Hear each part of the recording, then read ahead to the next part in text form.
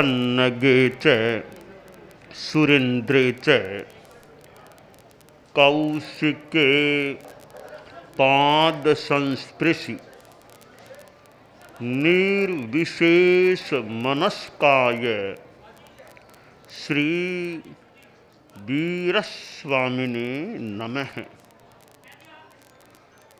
आर्हत वाङ्मय में कहा गया है, सोच्चा जानई कल्याणम सोच्चा जानई पावगम उभयम्पि जानई सोच्चा जंग छेयम तंग समायरे।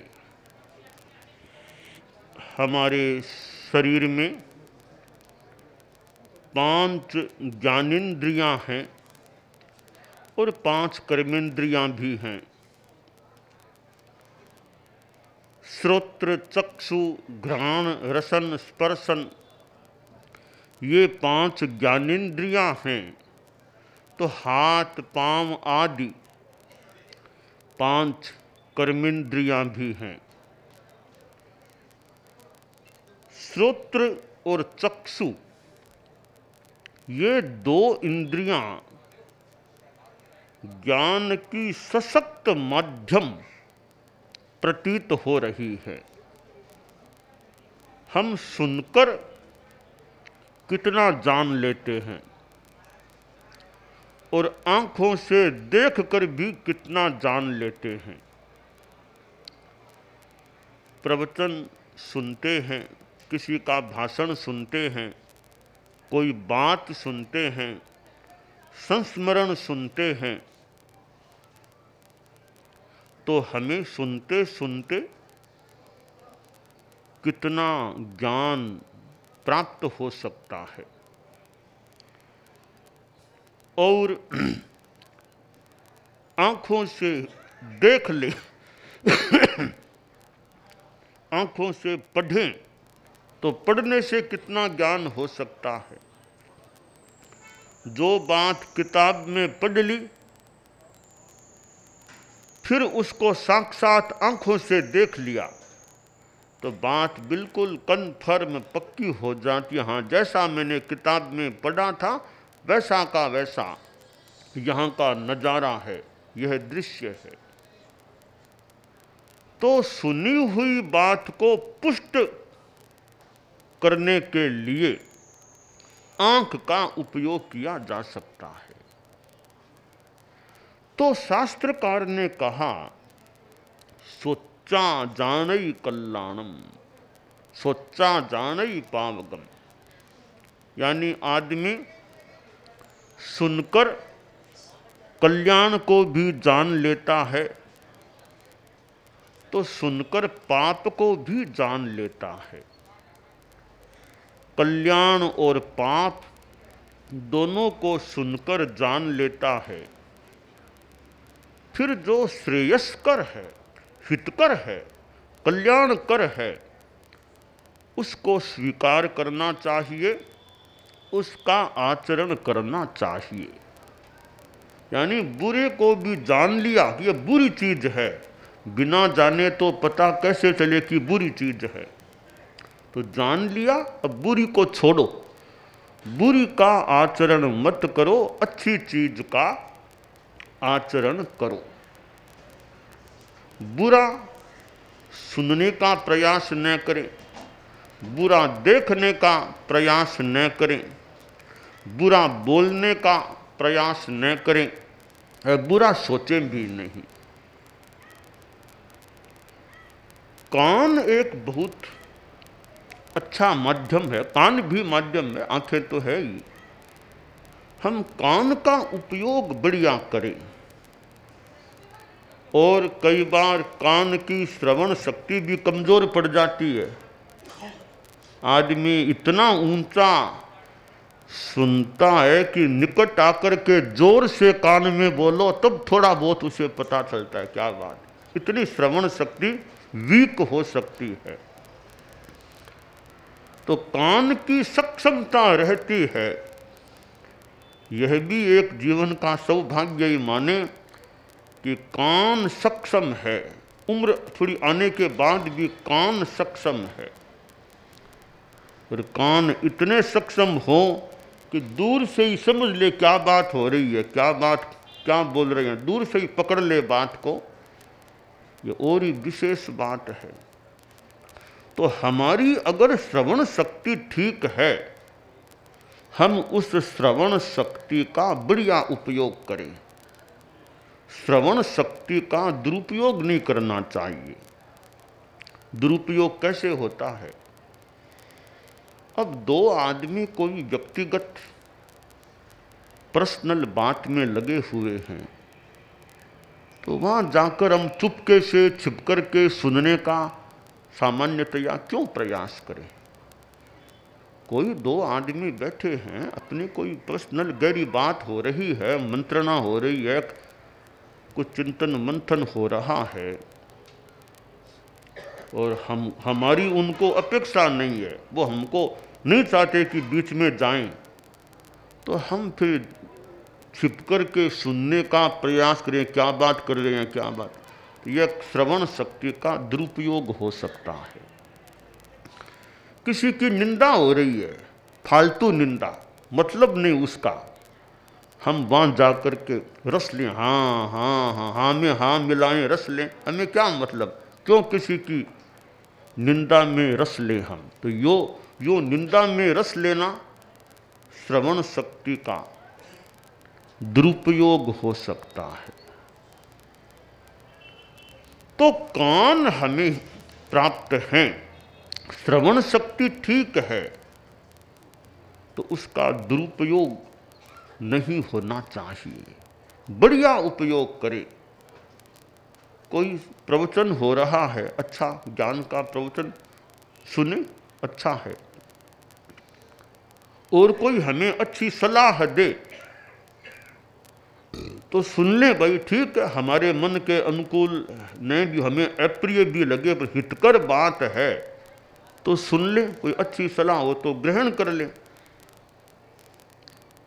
कोई समझदार है, अच्छा वृद्ध आदमी कोई भी हमें शिक्षा दे, हमारे हित के लिए कह रहा है, तो सुन ले भी क्या बात कह रहा है। ये कान का बढ़िया उपयोग हो सकता है।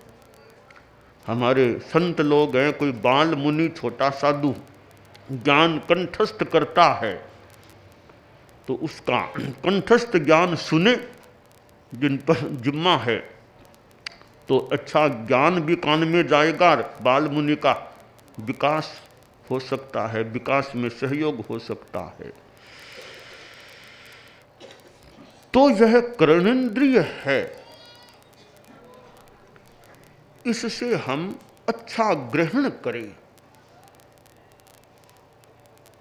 और प्रवचन जैसी चीज, और आजकल तो प्रवचन इतना सुलभ हो रहा है कि घर बैठे ही इतने साधन हैं, टीवी है, यूट्यूब है, कितने साधनों से आराम से घर बैठे सुन लो।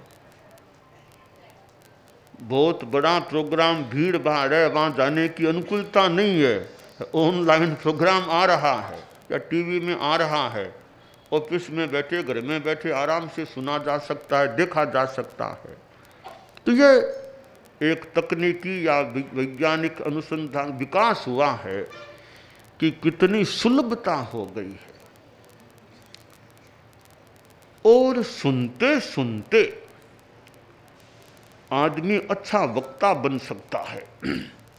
आचार्य तुलसी, आचार्य महाप्रज्ञ जी को जिन्होंने सुना हो, लंबे काल तक उनके प्रवचन सुने हों, ग्राहक बुद्धि हो, तो सुनते सुनते खुद आदमी अच्छा वक्ता बनने की दिशा में आगे बढ़ सकते। भी कैसे फरमा रहे हैं, कैसे विषय शुरू करते हैं, कैसे समापन करते हैं, कौन सी कहानी फरमाई, कौन सा श्लोक, कौन सा दो, क्यों ग्रहण करे। तो अच्छे वक्ता को सुनने से श्रोता भी अच्छा वक्ता बनने की दिशा में आगे बढ़ सकता है। और आदमी ध्यान से न सुने तो प्रवचन सभा में आकर भी पूरा लाभ उसे नहीं भी मिले, कि ध्यान से सुनता नहीं है, या तो नींद आ जाती है। हालांकि आजकल तो मैं नींद संभवतः कम आती है लोगों को, आजकल संभवतः लोग यहाँ काफ़ी ध्यान से सुनते हैं। नींद तो आचार्य भिक्षु के समय तो नींद की बात के साथ कोई नींद ले ली। खैर आजकल नींद भी कम और सभा में बोलारा भी कम, आपस में बातें भी सब आजकल कम होती है। वो काफ़ी मौन भाव से लगता है सुनते हैं, खासकर मैंने अपनी सभा में जो देखा है। तो ध्यान से सुनना, ध्यान से सुनने से कुछ अच्छा ग्रास्पिंग, अच्छा ग्रहण हो सकता है। सुनने के बाद मनन भी हो जाए, श्रवण मनन निदिध्यासन, सुनकर के आदमी मनन करे भी क्या बात आई, इसका क्या मतलब, फिर अच्छी बात को आचरण में लाने का प्रयास करे तो बहुत ही सुनने का बड़ा लाभ हो सकता है कि सुना हुआ अच्छी जो बात है वो आचरणगत होने लग जाए, हो जाए। सुनना है, अच्छा वक्ता मिले तो सुनना, वक्ता भी अच्छा हो तो सुनने का ज़्यादा लाभ मिले। और वक्ता अगर बोलने वाला योग्य हो और जो उपदेष्टा हो, वक्ता हो, जिस पर जिम्मा भी है उपदेश का, प्रवचन का, व्याख्यान का, वो अपने मन से बोले, हो सके तो तैयारी से बोले, थोड़ा श्रम करना पड़े तो पड़े, पर बोले, अच्छा बोले तो श्रोताओं को ज़्यादा अच्छा लाभ हो सकता है। श्रोता तीन तरह के हो सकते हैं। एक तो श्रोता सुनने वाला हो गया, एक सोता, वो सोता रहे, नींद लेता रहे। एक सरोता कि दिमाग ऐसा है कि कहाँ इनकी गलती निकालूं, कैसे इनकी गलती पकड़ूं। गलती निकालना वैसे बुरी बात नहीं, दुर्भावना से जैसे तैसे गलतियां निकालूं, इनको निंदित करूं। तो सोता, श्रोता और सरोता, जो किरचा वो सुपारी काटने वाला सरोता होता है। तो हम श्रोता बने, न तो सोता बने न फालतू सरोता बने। हाँ, अच्छी भावना से भले गलती भी बता दें, कोई वक्ता है बोलने में कोई भूल हो गई है तो अच्छी भावना से भले बता दें कि आपने जो कहा है ये मेरे ख्याल से सिद्धांत के अनुकूल बात नहीं है, आप देख लेना। अच्छी भावना से गलती बताना कोई बुरी बात नहीं है। पर दुर्भावना है, गलती है नहीं तो भी जैसे तैसे गलती उसकी गलती सिद्ध करने का प्रयास करना वो अच्छा नहीं। तो यह श्रवण है, हम श्रवण करके फिर ज्ञान प्राप्त कर सकते हैं। शास्त्र में कहा गया है कि साधु की पर्युपासना करने से क्या लाभ है कि श्रवण सुनने को मिल जाए। सुनने से क्या लाभ है तो नाणे ज्ञान मिलता है, सुनने से ज्ञान मिलता है। ज्ञान का क्या लाभ है कि बिन्नाणे विशेष ज्ञान, हेय उपादेय, छोड़ने लायक क्या और ग्रहण करने लायक क्या, यह विवेक हो जाए। उससे क्या लाभ हो कि प्रत्याख्यान, फिर हेय को छोड़े, सावध्य का त्याग करे, पाप का प्रत्याख्यान करे, फिर आगे संयम है, अनास्नव है, तप है, कर्मों की निर्जरा होते होते मोक्ष तक की प्राप्ति साधु की पर्युपासना करने से हो सकती है। तो अभी हम जोधपुर या जोधपुर के परिपार्श्व के आसपास के स्थान में हैं और तेरापंथ के नामकरण से जुड़ा हुआ संबद्ध यह जोधपुर क्षेत्र है। और परम पूज्य गुरुदेव तुलसी का चतुर्मास जोधपुर में हुआ था, सरदारपुरा में हुआ था, विक्रम संवत 2041 का। उससे पहले भी हुआ था, विक्रम संवत 2010 का चतुर्मास भी गुरुदेव का जोधपुर में हुआ था। तो यह दुनिया का मानो एक भाग्य कह दें, अच्छी बात है कि संत पुरुष दुनिया में हैं। संतों का विचरण होना, संतों का आना भी, संतों का सानिध्य मिलना भी अच्छी बात होती है। दुनिया में और चीज़ें मिल जाए पर संत पुरुष का मिलना है, जो साधनाशील हों, साथ में ज्ञानी भी हों, ऐसे संतों का मिलना बड़ी बात है। आप लोग गृहस्थ हैं और आपके पास बहुत संपत्ति हो सकती है, रत्न हीरे आदि हो सकते हैं, पर संत समागम के सामने हीरों का अपना महत्व हो सकता है, संत समागमन का वो एक अपना विशेष महत्व है। उसमें फिर गुरुओं का, आचार्यों का आना और कुछ अधिक महत्वपूर्ण भी हो सकता है। तो ऐसे त्यागी जो संत हैं उनको आदमी सुने, उनकी ज्ञानमयी वाणी को सुने, सुनने के साथ फिर श्रद्धा हो जाए, फिर आचरण उन अच्छी बातों का हो जाए, तो बेड़ा पार हो सकता है, आदमी मोक्ष की दिशा में आगे बढ़ सकता है। और सुनने वाला एक लक्ष्य सुने, एक तो धैर्य के रूप में आ गया, बैठ गया, चला गया। जैसे वो बुढ़िया माई थी, वो गांव में संतों का आगमन हुआ तो संत लोग तो व्याख्यान करते, वो बुढ़िया पुरानी माजी थी तो वो संतों के जाया करती, अच्छी भावना थी, भावना से जाती। तो वृद्धावस्था वो जाती, दीवार के सारे बैठ जाती और वहाँ नींद आ जाती। ठीक है, वृद्ध है, नींद आ जाती। तो प्राय रोज ही नींद लेती वहाँ जा कर के। एक दिन उसका पोता कोई उधर आ गया, वो भी महाराज के ठिकाने में आ गया। देखा उसकी दादी थी, वो दादी यूँ दीवार के सारे बैठी थी, मुंह खुला था, नींद ले रही थी। तो पोता था, थोड़ा विनोदी था, दादी पोता का अच्छा संबंध भी था, मधुर संबंध था। तो पोते ने दादी के मुंह में एक मिश्री की डली रख दी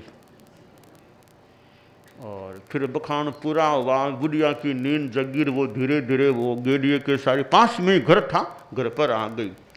तो पोता बोला, दादी माँ बखान, महाराज का व्याख्यान कैसा हुआ? कि बेटा बहुत मीठा बखान था, आज तो बहुत मीठा बखान हुआ, बहुत मीठा हुआ।